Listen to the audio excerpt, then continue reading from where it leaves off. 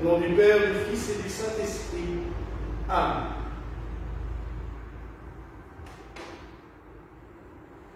Mes frères et sœurs, nous célébrons aujourd'hui la fête de Saint Louis, roi de France, qui, il faut reconnaître, fut bien loin d'être le roi décrit dans l'Évangile d'aujourd'hui.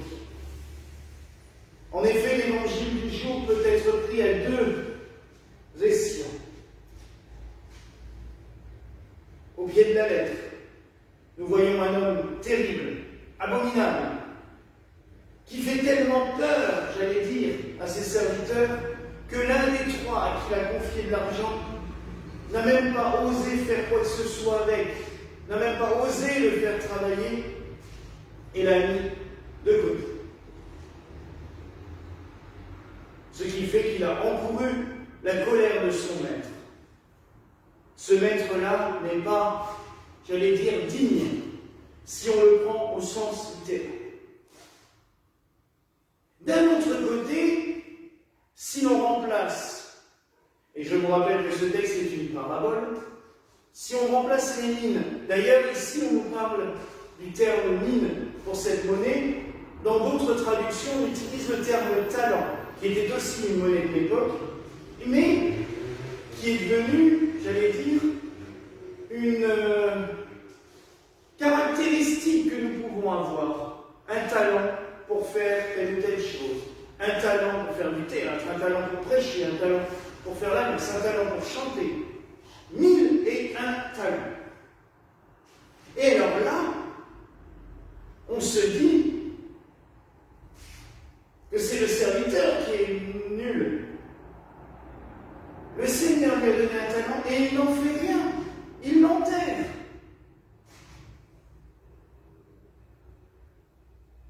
Et là, nous pouvons y trouver Saint Louis aussi. Il est vrai que Saint Louis aurait pu avoir tout cuit dans le bec, dès l'enfance. Comme on dit, il est né avec une cuillère d'argent dans la bouche. Fils de roi, donc destin tout tracé. Dans une période pas forcément apaisée, mais où tout du moins le royaume de France vit dans une certaine paix. Alors on peut se dire, à quoi est-il devenu saint? C'est parce qu'il a exercé la royauté d'une manière bien particulière. Contrairement à ses prédécesseurs, Saint Louis a pris une part active au gouvernement du royaume, mais en même temps, Saint Louis vivait comme un moine. Il a eu son épouse, ils ont eu des enfants, mais il s'astreignait à un rythme de prière. Il était membre du tiers-ordre franciscain. Il a tous les jours récité son bréviaire, son livre d'heures, l'office monastique. Il s'imposait des jeûnes et des ascèses très rigoureuses. Il faisait l'aumône. Vous avez toutes et tous souvenir de ces images, j'allais dire, d'Épinal que nous avions dans nos livres d'histoire, de Saint Louis soignant et donnant à manger aux lépreux, aux pauvres. Il a donné la justice. Pareil, cette fameuse image de Saint Louis assis sous son chêne, rendant la justice comme le roi Salomon. Saint Louis a marqué les esprits par sa mansuétude, sa miséricorde envers toutes et tous. Saint Louis a aussi, j'allais dire, fait grincer des dents. Quand on le prend avec notre prisme historique actuel, je me souviens d'il y a quelques années où on avait fait la messe de Saint Louis, et où après la messe, quelqu'un qui ne venait pas souvent s'est énervé en me disant « Mais de quel droit célébrez-vous cet homme? Vous vous rendez compte?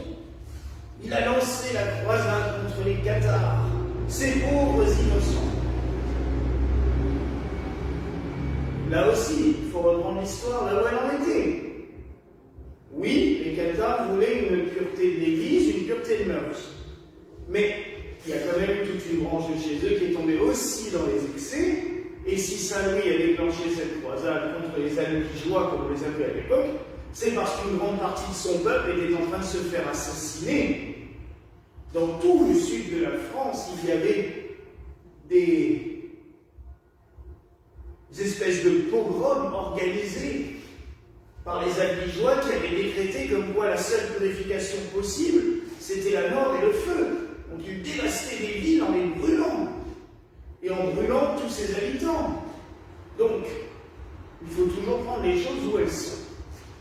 Saint-Louis a aussi fait des croisades. Il est d'ailleurs mort à Tunis en partant en croisade. Saint-Louis a fait une croisade.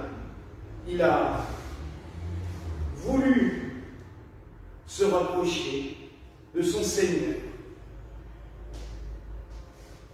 Après sa mort, certains diront, mais il a ruiné le royaume en achetant des reliques.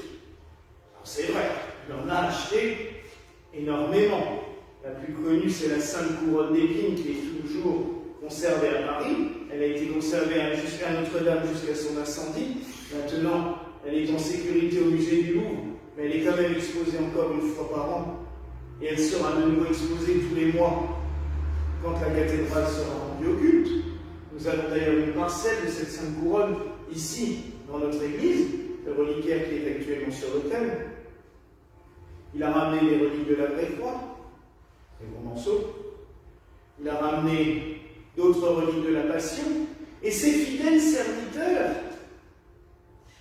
je pense, et vous comprendrez aisément pourquoi, notamment au sire de Joinville, qui a ramené une relique, la ceinture de Saint-Joseph, qui est toujours conservée dans l'église Notre-Dame à Joinville, et dont nous avons reçu une toute petite parcelle hier, avec un deuxième morceau du manteau, et qui sont aussi maintenant exposés sur l'autel de notre saint.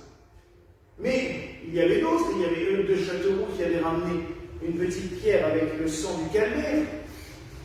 Et tous ces disciples, j'allais dire, tous ceux qui ont suivi Saint-Louis, ont sanctifié la terre de France en ramenant chacun une religieuse relique pour leurs églises seigneuriales.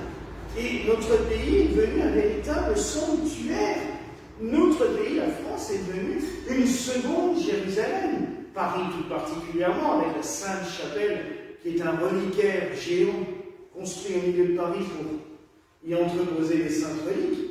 Mais, je vous dis, chaque grande ville, chaque même petite ville, la pierre du Calvaire est conservée à Neuilly-Saint-Sépulcre près de Bourges, qui est une toute petite paroisse à l'époque.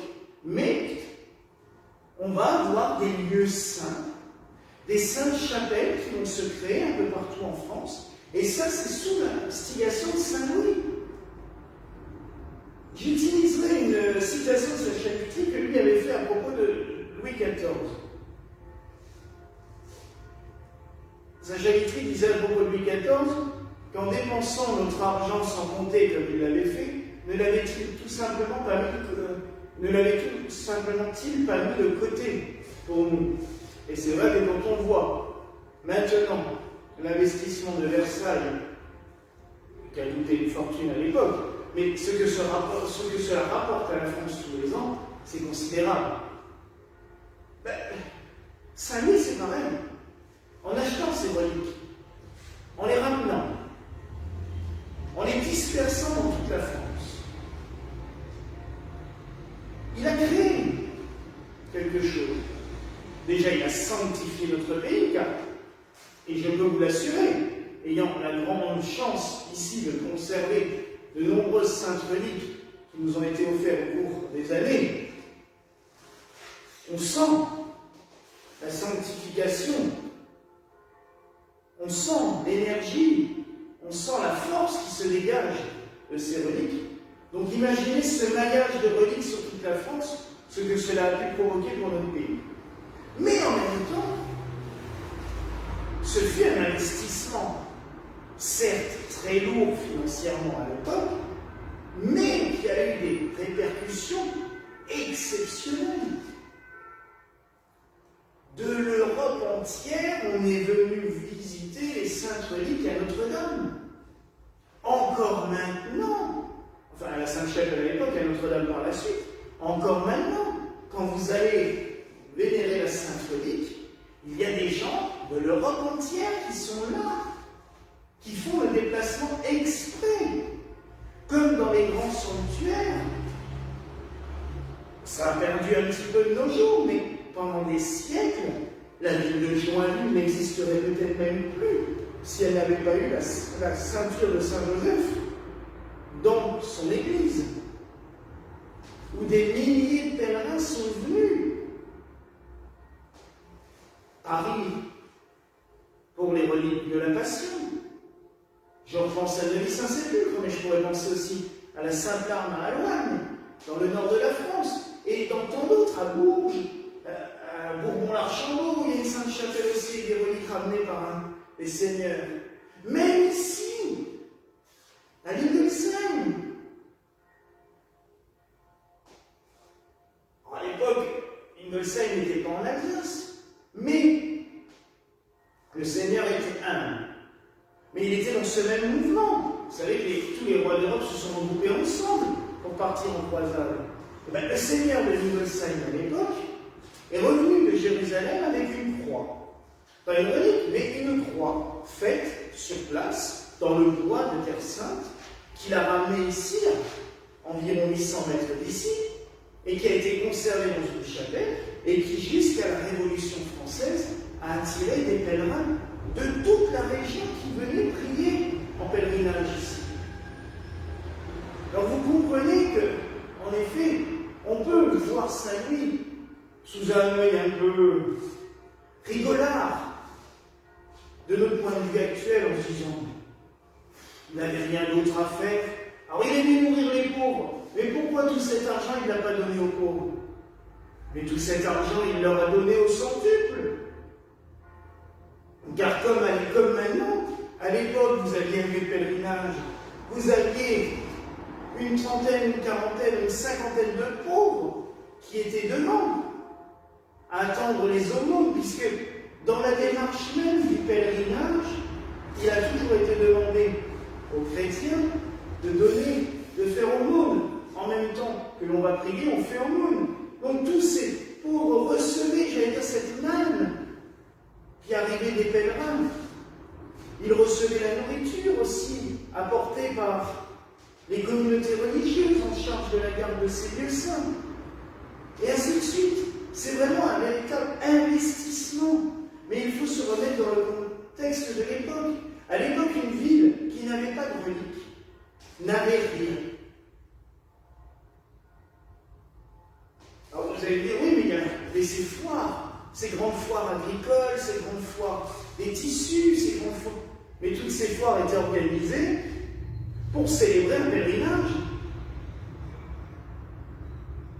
Dans chaque village qui avait des reliques, il y avait une foire pour la fête patronale.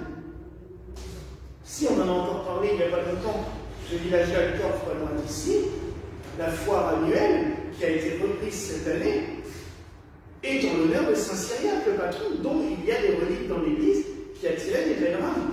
Alors là, les reliques sont là depuis plus longtemps, mais pour vous dire à quel point Saint-Louis, c'était un modèle économique qu'il a créé. Et ça, on n'imagine pas assez. On n'y pense pas assez. Pour l'époque, il a fait quelque chose d'assez prodigieux.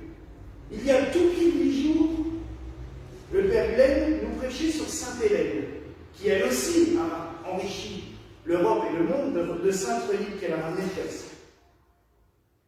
Saint-Louis est à nouveau Hélène. Il a fait la même chose, presque 1000 ans après. Mais il a enrichi notre terre, avant tout spirituellement, mais aussi matériellement, économiquement. Alors ce que nous pouvons retenir de Saint-Louis, c'est qu'il a vraiment fait fructifier les talents que le Seigneur lui a donnés. Il aurait pu être un petit roi, assis sur son trône pour écouter, pour regarder plutôt des spectacles, parce que souvent c'est ce qu'ils aimaient faire, laisser la gestion du pays à volo à quelques seigneurs qui étaient en mal de reconnaissance et qui auraient eu bien envie d'être roi à la place du roi. Non. C'est toute une politique qu'il a mis en place de développement. Développement spirituel avant tout, parce que je vous rappelle quand même que quand les saintes reliques sont arrivées, c'est lui-même qui les a portées sur ses épaules pour entrer dans la ville, afin de marquer sa soumission au roi des rois, au seigneur des seigneurs.